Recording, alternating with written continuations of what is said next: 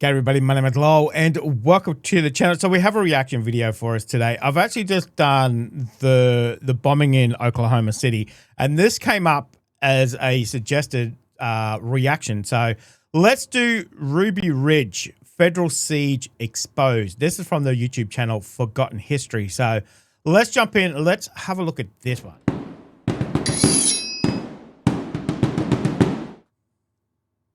For 11 days in August 1992, the country stood in amazement as they watched nonstop coverage of federal government agencies, the Bureau of Alcohol, Tobacco, and Firearms, the U.S. Marshal Service, and Federal Bureau of Investigation with... Damn, that's a lot of three-lettered bloody departments. Dang. Okay. Firearms, the U.S. Marshal Service, and Federal Bureau of Investigation with local law enforcement surround a small cabin and a standoff in the mountains of Idaho. When it was over, 3 people would be dead, and a government-fed media spin machine went into hyperdrive to try and make sense of what had happened at a place called Ruby Ridge. Okay. Who was Randy Weaver? Why was he targeted by the federal government and the Justice Department? What really happened at Ruby Ridge? Why was the federal government held liable for its actions? Okay, so obviously a lot of controversy about how they broke the siege. Okay. As I said in the Oklahoma one, I have not heard of this Ruby Ridge before, so it's all new information to me. Why was the federal government held liable for its actions? Dang, okay. Hello, I'm Colin Heaton, a veteran of the United States Army and Marine Corps, former history professor, book author, and welcome to this episode of Forgotten History.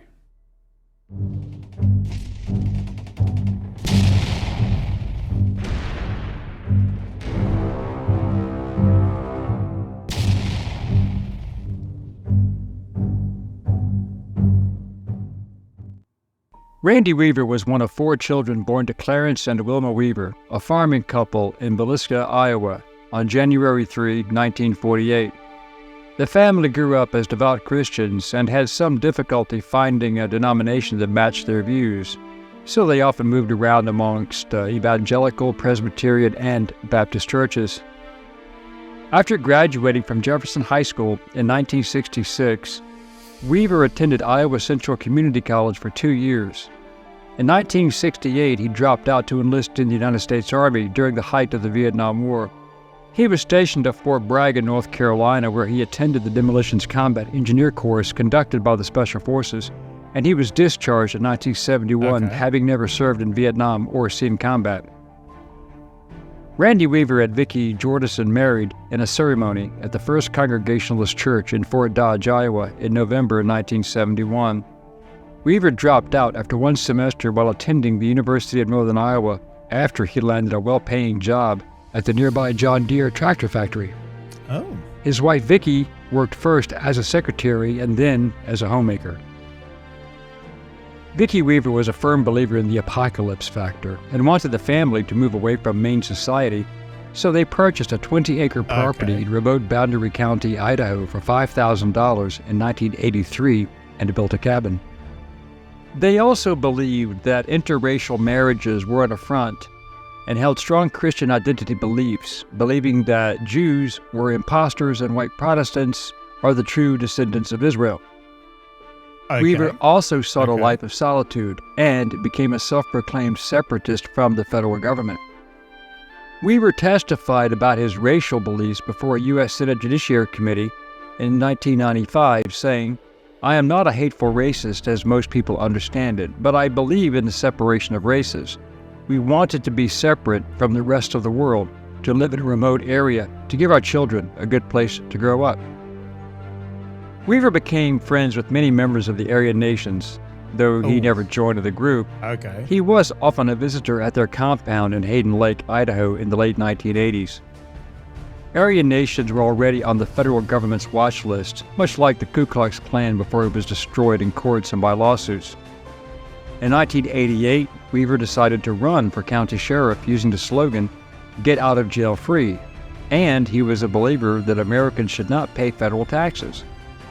Weaver then had a property dispute with a neighbor who went to the Boundary County Sheriff and gave a statement, saying that Weaver had made verbal violent threats against President Ronald Reagan and the governor of Idaho, among others. This eventually led to the Secret Service interviewing Weaver, something he was very unhappy about and made him even more reclusive and angry at the government. In 1989, Weaver met undercover ATF agent Kenneth Fadley, who used the alias Gus Macasano at a meeting of the white supremacist group Aryan Nations. According to the government, after a friendship of 3 years, Weaver agreed to sell Fadley 2 sawed-off shotguns and was recorded on tape saying he could supply Fadley with 4 or 5 illegal shotguns a week. It was a trap. Dang. In December 1990, Weaver received felony weapons charges in connection with the 1989 transaction. During this period, the Weaver family relocated from a house they were renting into another cabin near Ruby Ridge, Idaho, in the Selkirk Mountains. In January 1991, 3 federal agents posed as stranded motorists near Weaver's home and, with the county sheriff, arrested him and brought him in for arraignment when he approached to offer assistance.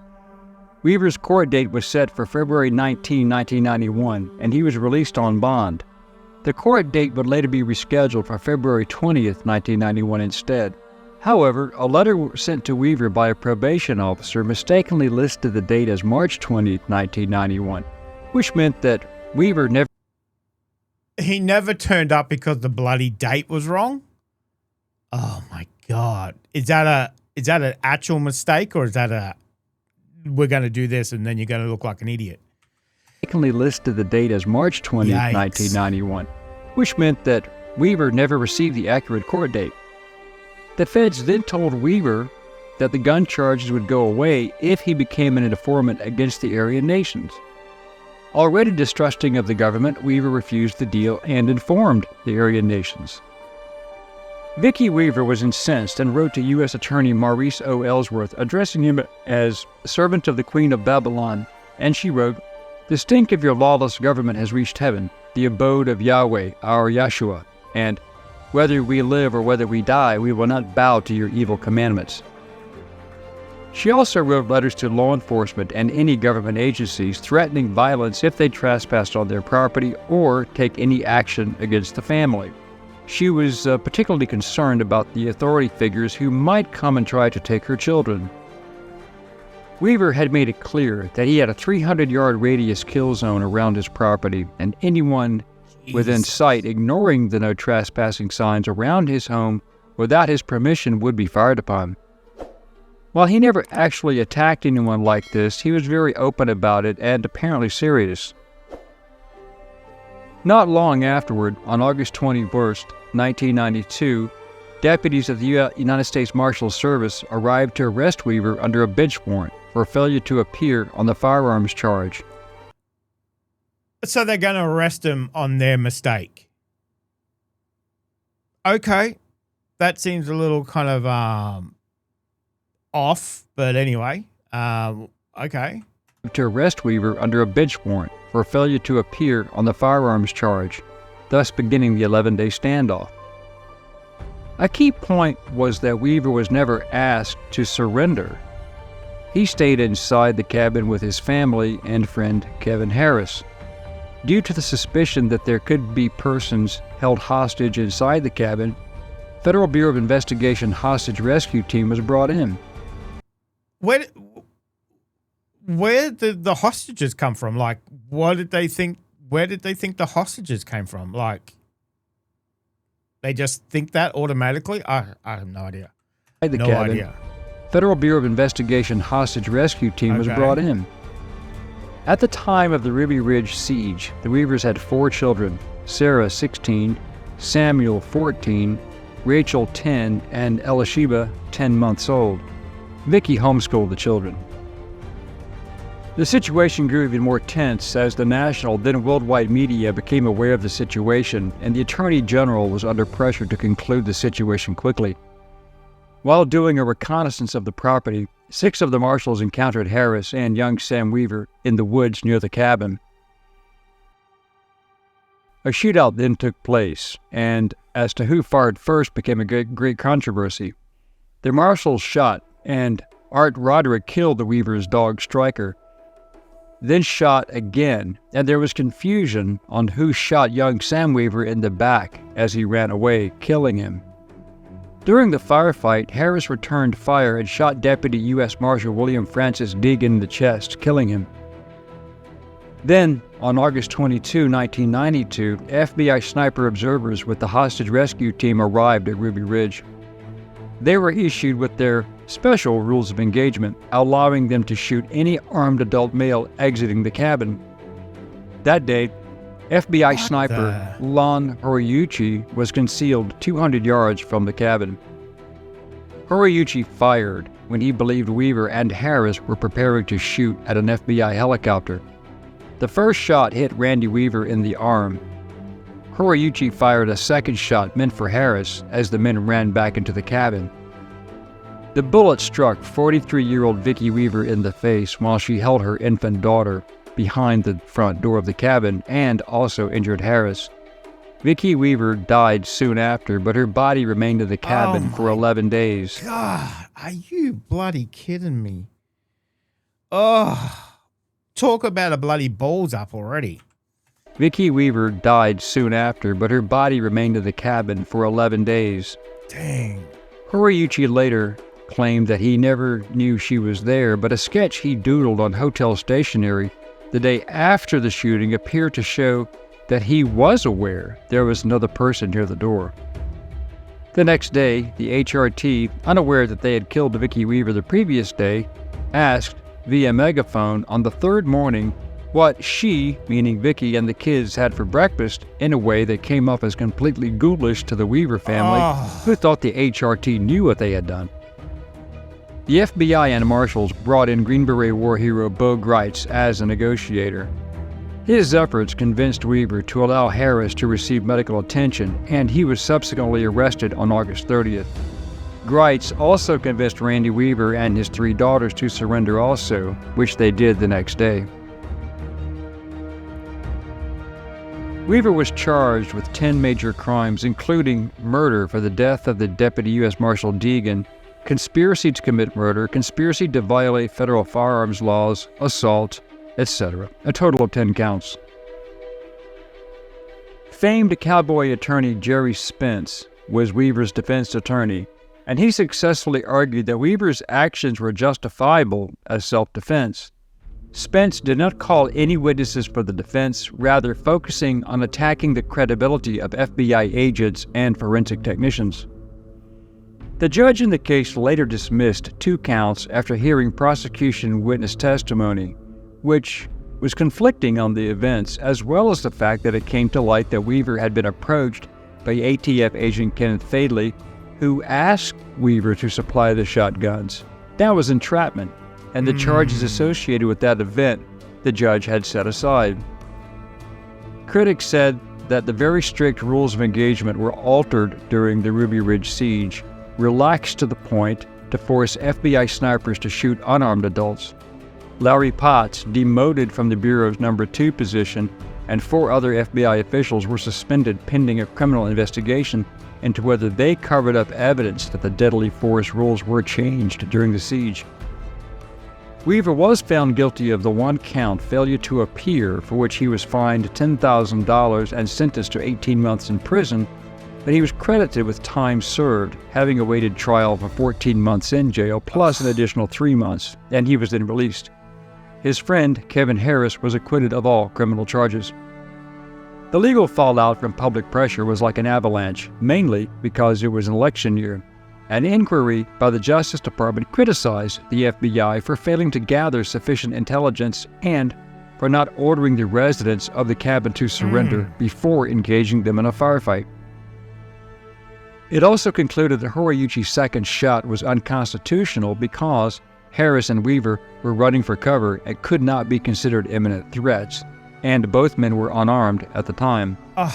The inquiry further alleged that Horiyuchi unnecessarily endangered others by firing at the door of the cabin, but the U.S. Attorney General decided that there would be no criminal charges against Horiyuchi. However, local prosecutors in Boundary County, Idaho, charged Horiuchi with involuntary manslaughter.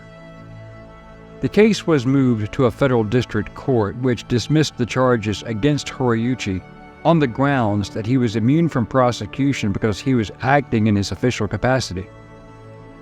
What the? An appeals court affirmed the district court's ruling, but a second en banc or fuller complement of judges panel reversed that decision and required that Horiuchi stand trial. Before a third, larger en banc panel could be convened to consider that decision, the state of Idaho announced that it was dropping charges, and all three earlier rulings were vacated.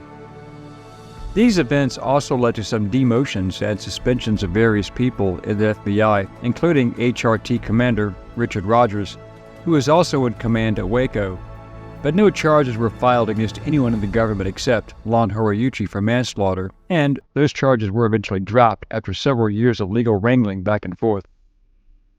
The event at Ruby Ridge became a global news story and a clarion call to millions who believed that the federal government was exercising too much power without enough constitutional oversight, especially where the Second Amendment was concerned. Weaver was interviewed by New York Times reporter Ken Fuson in 1995, where he expressed his regret about not appearing in court for his 1991 gun charge, saying, "I'm not totally without fault in this." In August 1995, the U.S. government, in order to avoid a highly publicized trial on the civil lawsuit filed by the Weavers, settled out of court and awarding the three surviving daughters $1 million each and Randy Weaver $100,000 over the deaths of Sammy and Vicki Weaver.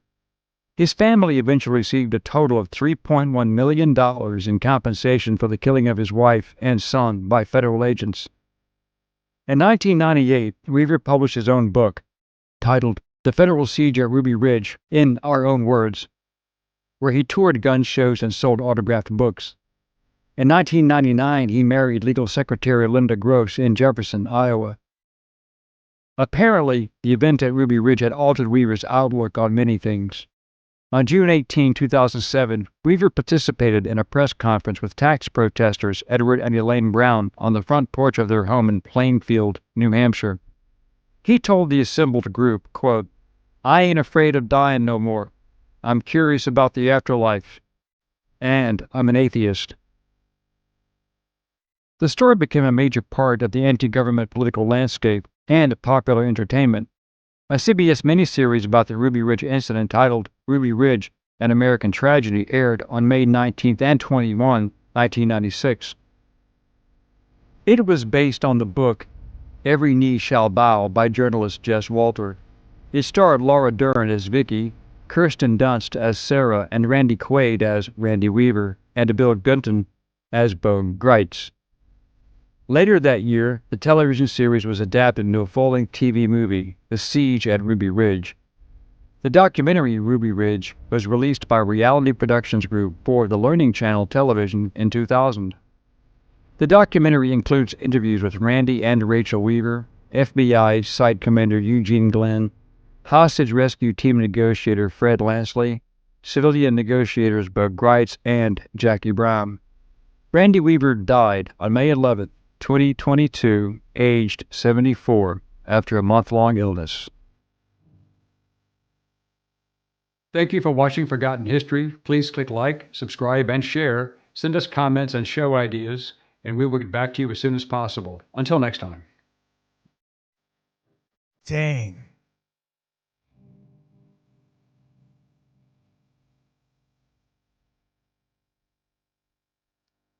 That is heartbreaking for that family. Obviously, I mean, there's no way looking at this and saying what side was right. You know, the government obviously overstepping their power, being around obviously the Aryan Nation and all that kind of stuff, you know, kind of gives, you know, those red flags as well, you know. But changing the date of the firearm appearance, that's pretty low. I don't know if that's a clerical error. I'm sure they'll, you know, say, yeah, of course, you know, it's clerical error. Was it? I don't know. Who knows? I'm sure that will be debated to the end of time. but then turning up and not asking them to, hey, come out, lay down your guns and, come out and talk to us. None of that, just kind of sneaking around your property and shooting, and whatever else, and shooting your son in the back. And it's just like, damn. And then obviously, with that, the death of his wife as well, and her body staying in that cabin for 11 days while your children are there.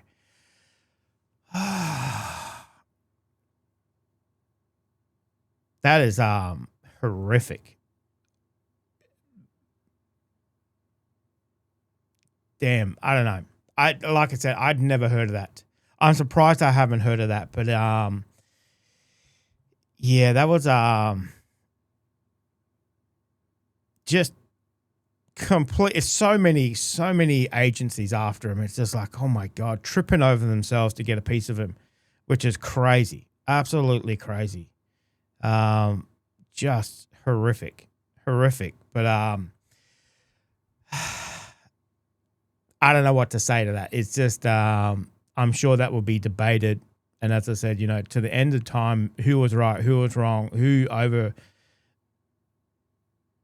overreacted and whatever else. It's just like, dang, I don't know. It's sneaking around your property and whatever else. It's just like, that's terrible. That's terrible. Not even asking them to, hey, by the way, we're here, come and talk to us. You're already, who shot first? I don't know. As they said, did the deputies and the agencies shoot first? Don't know. But man, you got to feel for that guy, losing his wife, losing his son. Just horrific episode. So let me know if you enjoyed that video. I love learning history. As I said, I'd never heard of that before, Ruby Ridge. So that came up in the Oklahoma episode. So I am going to look at the Waco one as well. That was mentioned in here as well too. I kind of know a little bit about that. I did hear it on the news. Ruby Ridge, I didn't hear at all. Not at all. So but that will be the next episode. Guys, let me know if you enjoyed that. Thank you very much for joining us. Make sure you stay safe, and I'll definitely see you in the next reaction video. Oh, you're still here? You want more content? Why don't you check out my Patreon down here? You'll get plenty more content and some exclusive videos over there too. If not, why not check out this one over here?